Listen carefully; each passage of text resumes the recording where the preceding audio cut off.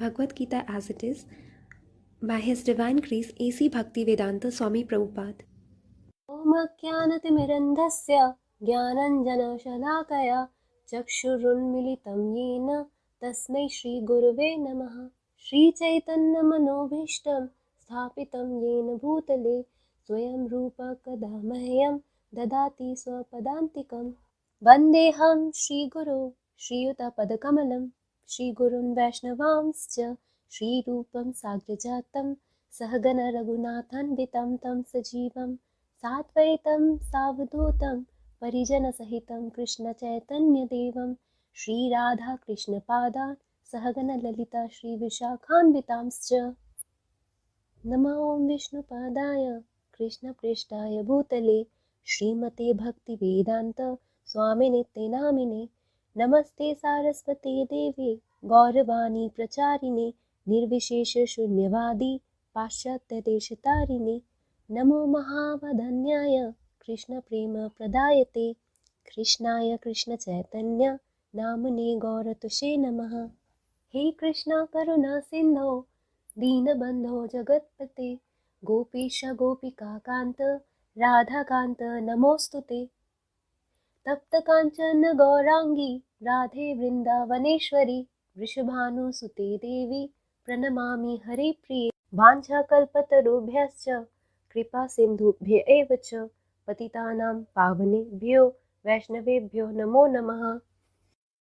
Jai Shri Krishna Chaitanya Prabhu Nityanand Shri Advaita Gadadhar श्रीवासादि Gaur भक्तवृंद। Hare Krishna Krishna Krishna Hare Hare, Hare Ram Ram Ram Hare Hare.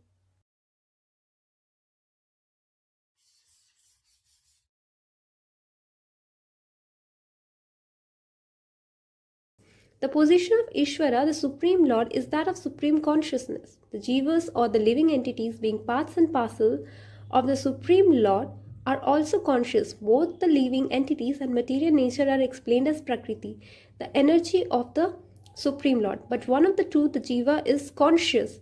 The other, Prakriti, is not conscious. That is the difference.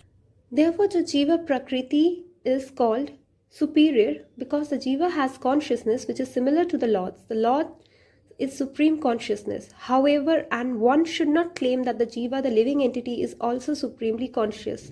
The living being cannot be supremely conscious at any stage of his perfection, and the theory that he can be so is a misleading theory. Conscious he may be, but he is not perfectly or supremely conscious. The distinction between Jiva and Ishvara will be explained in the 13th chapter of Bhagavad Gita. The Lord is Kshetragya, conscious as is the living being, but the living being is conscious of his particular body, whereas the Lord is conscious of all bodies. Because he lives in the heart of every living being, he is conscious of the psychic movements of the particular jivas. We should not forget this. It is also explained that the Paramatma, the Supreme Personality of Godhead, is living in everyone's heart as Ishvara, as the controller, and that he is giving directions for the living entity to act as he desires. The living entity forgets what to do. First of all, he makes a determination to act in a certain way, and then he is entangled in the actions and reactions of his own karma. After giving up one type of body, he enters another type of body as we take off and put on clothes.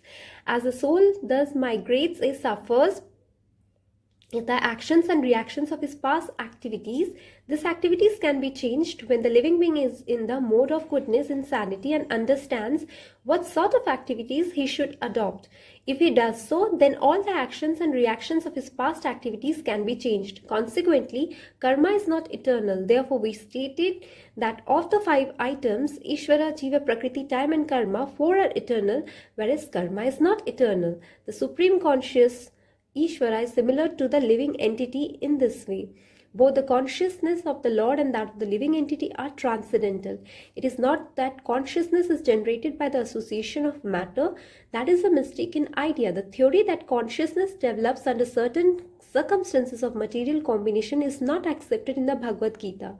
Consciousness may be pervertly reflected by the covering of material circumstances Just as light reflected through colored glass may appear to be a certain color, but the consciousness of the Lord is not materially affected. Lord Krishna says, Maya Dakshana Prakriti. When he descends into the material universe, his consciousness is not materially affected. If he were so affected, he would be unfit to speak on transcendental matters as he does in the Bhagavad Gita. One cannot say anything about the transcendental world without being free from materially contaminated consciousness. So the Lord is not materially contaminated. Our consciousness at the present moment, however, is materially contaminated. The Bhagavad Gita teaches us that we have to purify this materially contaminated consciousness. In pure consciousness, our actions will be dovetailed to the will of the Ishvara, and that will make us happy. It is not that we have to cease all activities, rather, our activities are to be purified, and purified activities are called bhakti. Activities in bhakti appear to be like ordinary activities, but they are not contaminated. An ignorant person may see that a devotee is acting or walking like an ordinary man, but such a person with a poor fund of knowledge does not know that the activities of the devotee of the Lord are not contaminated by impure consciousness or matter. They are transcendental to the three modes of nature. We should know, however, that at this point our consciousness is contaminated. When we are materially contaminated, we are called conditioned.